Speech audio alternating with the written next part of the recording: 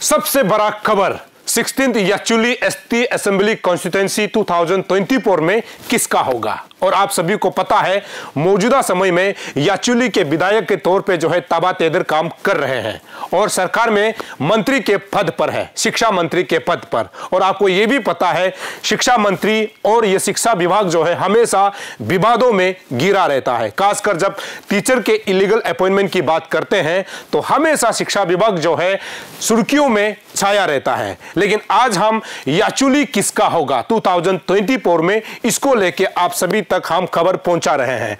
हालांकि हम सबसे पहले यह बताना चाह रहे हैं कि याचुली से 1990 से लेकर के 2019 तक कौन कौन एमएलए के पद पर रहे और कौन कौन किस पार्टी से 1990 से लेकर के 2019 तक कंटेस्ट किया, उसके बारे में सबसे पहले आपको मैं बताता हूं। और यह बहुत ही रोमांचक होने वाला है और आपको पीछे जाकर के देखना चाहिए कि उस समय याचुली में कौन कौन लोग जो है एमएलए कैंडिडेचर के तौर पर उम्मीदवार उतरे थे और किस पार्टी को जीत हासिल हुआ था। आपको जानकर बहुत खुशी होगी। और ऐसे बहुत सारे विधायक रहे हैं और वो बहुत सारे कंटेंडर रहे हैं जो अभी हमारे बीच नहीं है, लेकिन याचुली में जो है हमेशा एक बतौर एमएलए के तौर पर कंटेस्ट भी किया और जीत भी हासिल की और जनता के लिए सेवा भी की है। 1990 से लेकर के 2019 तक याचुली का सफर कैसे रहा आपको बताना बहुत जरूरी है।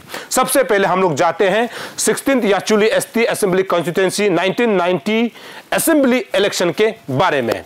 1990 में सबसे पहले अगर आप देखेंगे, और मैं आपको बहुत ही खूबसूरत तरीके से इस स्क्रीन के जरिए दिखाने के लिए कोशिश करूंगा जहां आपको बहुत मजेदार लगेगा कि किस प्रकार से वोट शेयर हुआ था, किस प्रकार से लोगों का जो है झुकाव किस पार्टी पर था, आपको बताना बहुत जरूरी है। सबसे पहले हम लोग चलते हैं 1990 में दो उम्मीदवार थे और आपको पता है नीलम तरम जो कि आज हमारे बीच नहीं है। नीलम तरम जो है उस समय 1990 को आईएनसी टिकट यानी इंडियन नेशनल कांग्रेस की तरफ से उम्मीदवार के तौर पर उतरा था। और दूसरा जो है जोराम ताजिंग जनता दल जिसे हम जेडी कहते हैं उस टिकट से कंटेस्ट किया था। अगर हम लोग जो है नीलम तरम के बारे में जानेंगे तो नीलम तरम को आईएनसी टिकट से थे, उसके बाद वोट शेयर मिला था यानी परसेंटेज के तौर पर मिला था 77.7 उनका वोट परसेंटेज था। उनका बाद कुल वोट उनको मिला था 5683। ये था नीलम तरम जो कि आईएनसी के कैंडिडेट थे। दूसरा जो है जोराम ताजिंग शुरू में मैंने बताया जनता दल से कंटेस्ट किया था और उनको जो है वोट परसेंटेज मिला था 22.93 और उनका कुल वोट है 1691। ये था, दोनों का तुलना हमने किया। और यहां अगर ये देखना बहुत जरूरी है कि उस समय याचुली कॉन्स्टिट्यूएंसी में कितने वोटर्स हुआ करते थे। टोटल वोट्स अगर आप देखेंगे 9940 ये टोटल वोटर्स है उस समय याचुली यानी 1990 में। तो इसमें से वैलिड वोट्स यानी जिन्होंने वोटिंग किया उसमें से 7374 यानी 9940 से 7374 लोगों ने अपना वोटिंग कास्ट किया था। और आपको बता दूं यहां पर जो है नीलम तरम जो है बहुत बड़े मार्जिन से जो है जीत हासिल करता है, यानी इंडियन नेशनल कांग्रेस 1990 को यहां पर विधायक के तौर पर काम किया था। यह हमने आपको बहुत ही खूबसूरत तरीके से समझाने की कोशिश की है। तो आगे हम लोग चलते हैं। आगे अगर हम लोग चलेंगे 1995 असेंबली इलेक्शन में, इसमें भी दो कैंडिडेट थे। सबसे पहले नीलम तरम फिर से आईएनसी के कैंडिडेट के तौर पर यानी लगातार आईएनसी के कैंडिडेट के तौर पर उनको वोट शेयर यानी परसेंटेज के तौर पर मिला था 79.03 यानी 1990 से उनका वोट परसेंटेज फिर बढ़ा है। इसका मतलब उस समय अच्छा नेता के रूप में उनको चुना गया होगा और अच्छा नेता के रूप में काम किया होगा, यहां से यह साबित होता है। वोट परसेंटेज 79.03 और कुल वोट उनको मिला था 5933।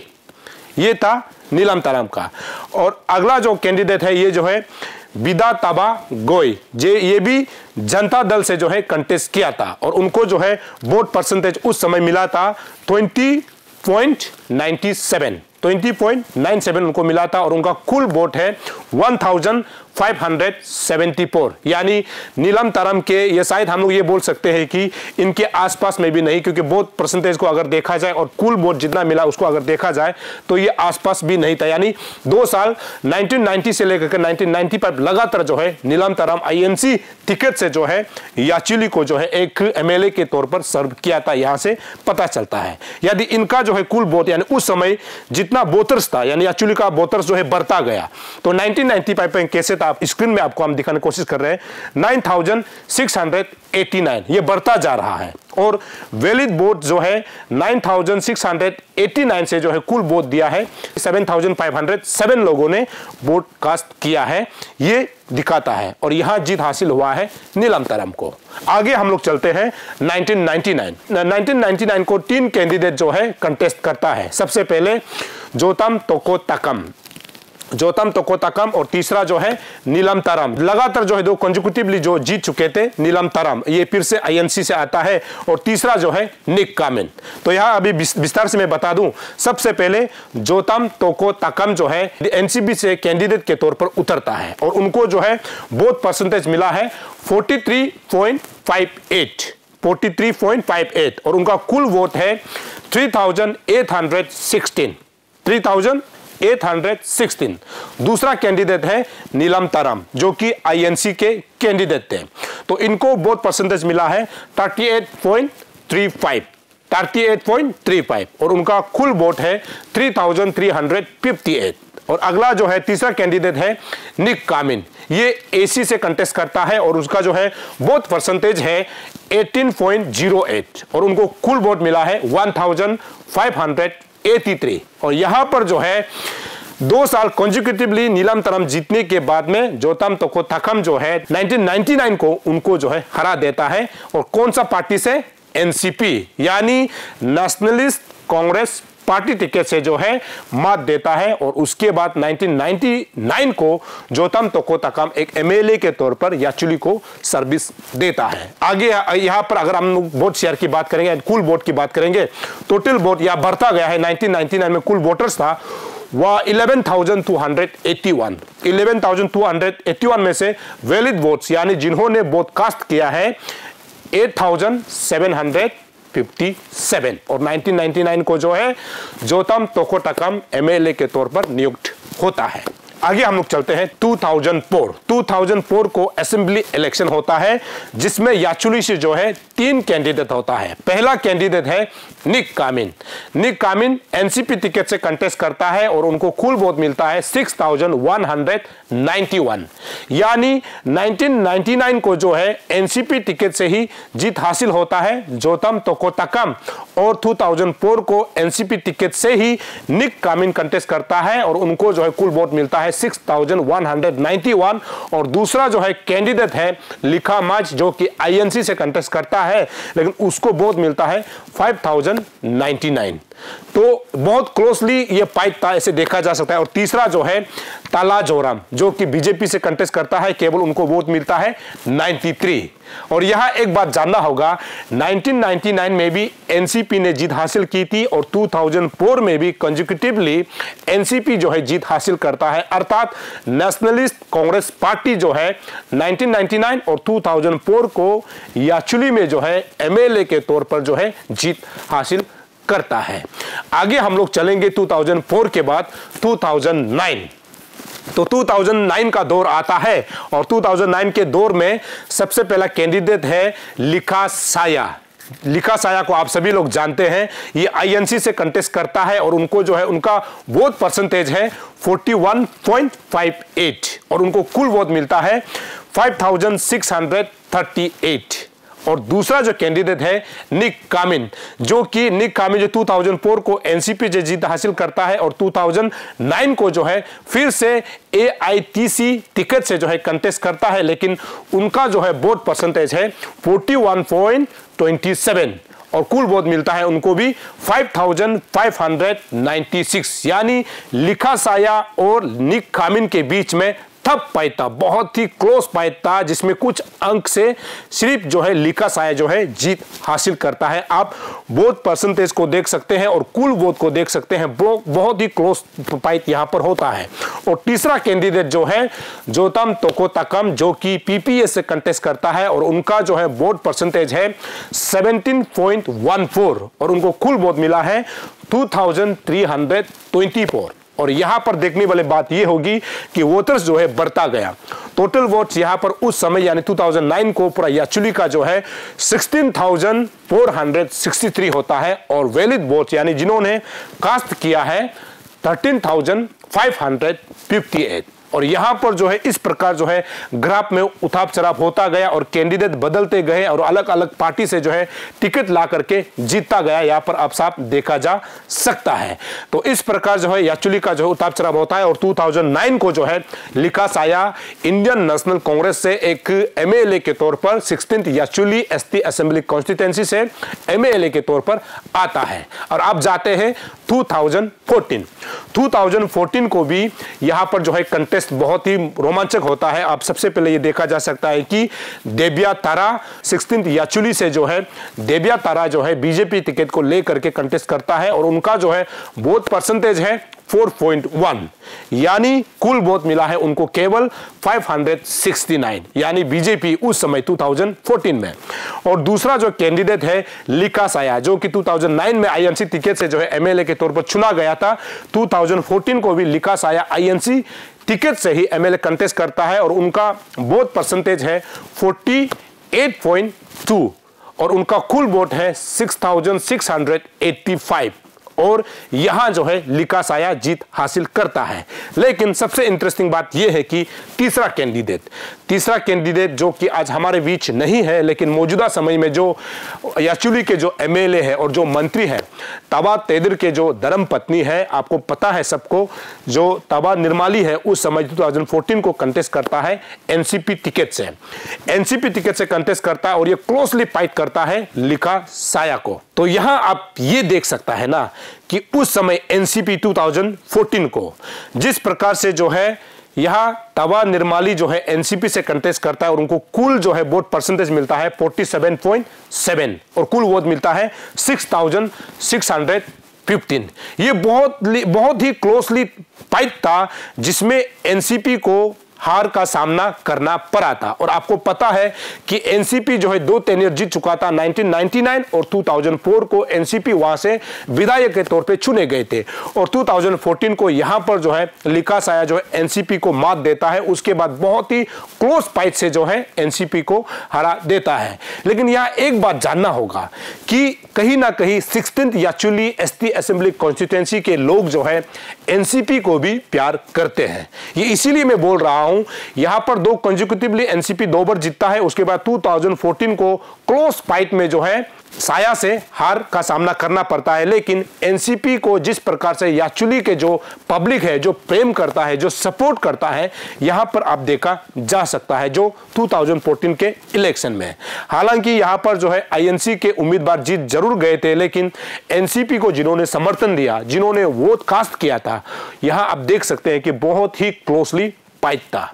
तो ये जाते जाते जो है 2009 और 2014 को 2 टेन्योर कंसेक्यूटिवली जो है लीका साया आईएनसी टिकट से जो है एमएलए के तौर पर जो है याचुली को जो है सर्विस देता है और आगे जाता है 2019 इलेक्शन को आप सभी को पता है। यहां तक अरुणाचल प्रदेश में 16 के लास्ट और 17 के शुरू में ही 2017 के शुरू में ही भाजपा का सरकार हो जाता है और 2019 में जो है भाजपा सरकार जो है पहली बार जो है स्टेट में जो है भाजपा सरकार के साथ ही जो है 2019 को चुनाव में उतरता है।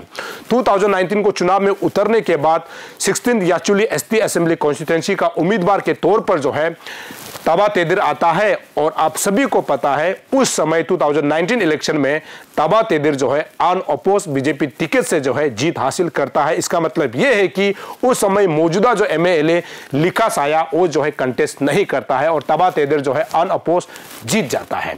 तो 2019 को जीतने के बाद ही तबा तेदर अभी जो है शिक्षा मंत्री के पद पर जो है अरुणाचल को सर्विस दे रहा है, सेवा कर रहे हैं। और हमने शुरू में कहा हमेशा जो है शिक्षा जो विभाग है ना, डिपार्टमेंट जो है हमेशा विवादों में घिरा रहता है। अब हम लोग चलते हैं बहुत ही इंटरेस्टिंग 2020 पर।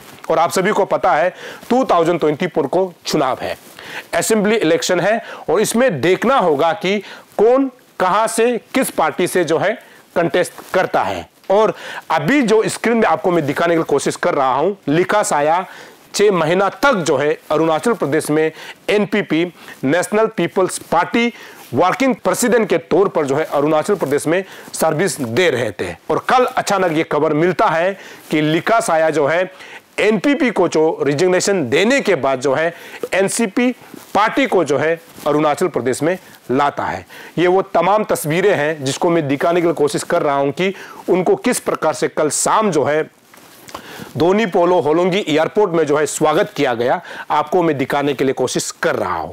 NCP अर्थात नेशनलिस्ट कांग्रेस पार्टी और जिसे हिंदी में जो है राष्ट्रवादी कांग्रेस पार्टी कहा जाता है, उसके पार्टी के जो अध्यक्ष के तौर पर स्टेट में NCP अध्यक्ष के तौर पर लिखा साया को चुना गया। और लिखा साया को कल बहुत ही खूबसूरत तरीके से जो है उनके चाहने वाले, उनके सपोर्टर्स याचुली से 16th याचुली से जो है समर्थक जो है आकर के उनको बहुत ही खूबसूरत तरीके से जो है रिसेप्शन किया गया। और जनता का उम्मीद ये है और जनता का सोच ये है कि आने वाला 2024 इलेक्शन में लिखा साया फिर से 16th ST Yachuli assembly constituency से MLA के तौर पर कंटेस्ट करे, ऐसे याचुली के लोग का मानना है। और जानते हैं कि याचुली के बहुत सारे ऐसे जनता है जो अभी भी लिखा साया को जो है समर्थन दे रहे हैं और ये मानते हैं कि अगला जो है MLA जो है लिखा साया होना चाहिए, ये याचुली के पब्लिक कहते हुए नजर आए। साथ ही साथ आपको यह भी जानकारी के लिए बता दूं कि अभी मौजूदा समय में NCP महाराष्ट्र में जो है बीजेपी के साथ मिलकर सरकार चला रही है। अजित पवार जो कि अभी मौजूदा समय में NCP के प्रेसिडेंट हैं, वो अभी मौजूदा समय में महाराष्ट्र सरकार में जो है उप मुख्यमंत्री के तौर पर अपना कार्यभार संभाल रहे हैं। और NCP और बीजेपी महाराष्ट्र में एक काम करना अब समझ सकते हैं कि क्या आने वाला समय में अरुणाचल प्रदेश में क्या NCP और बीजेपी जो है साथ मिलकर जो है लड़ने वाला है क्या। लेकिन यहां पर सवाल यह भी आता है कि जब 16 याचुली की जब हम बात करते हैं, अभी मौजूदा समय में बीजेपी के विधायक है, क्या यदि बीजेपी और NCP एक साथ है तो क्या NCP के तौर पर NCP के टिकट को लेकर के क्या लिखा साया जो है याचुली में कंटेस्ट करता है क्या। जब बीजेपी और NCP अलायंस है तो क्या मुमकिन है क्या दोनों ही आपस में लड़े।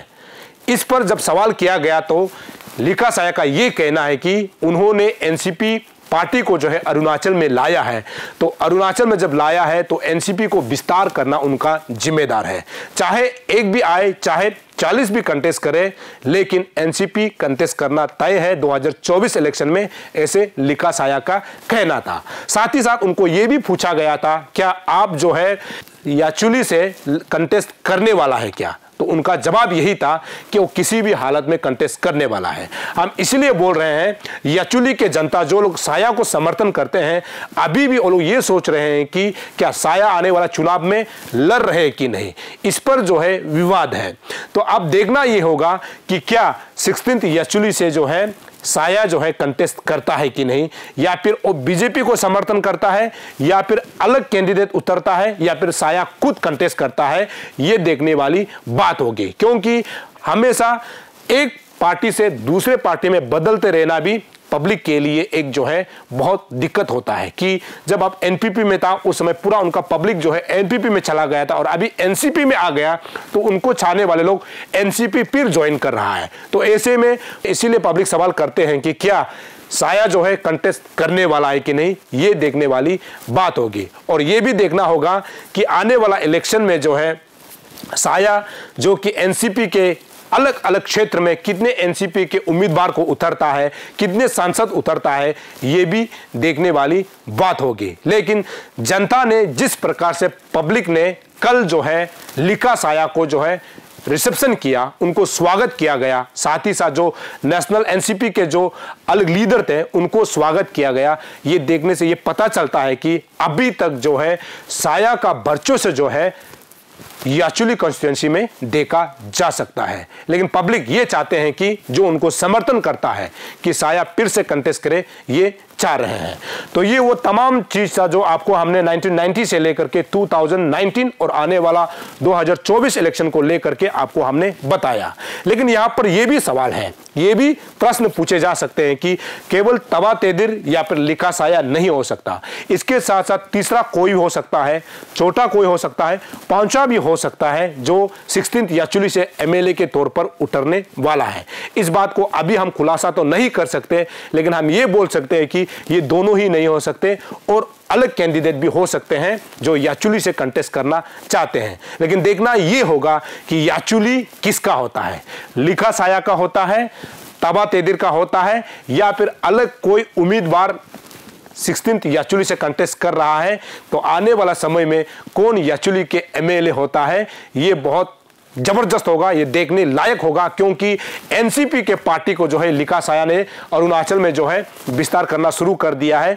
आने वाला चुनाव में एनसीपी से कितने लोग जीतता है और कितने लोग जो है एमएलए के तौर पर आता है, ये बीजेपी के अलायंस होता है या फिर अलग होकर के कंटेस्ट करता है, ये भी देखने वाली बात होगी।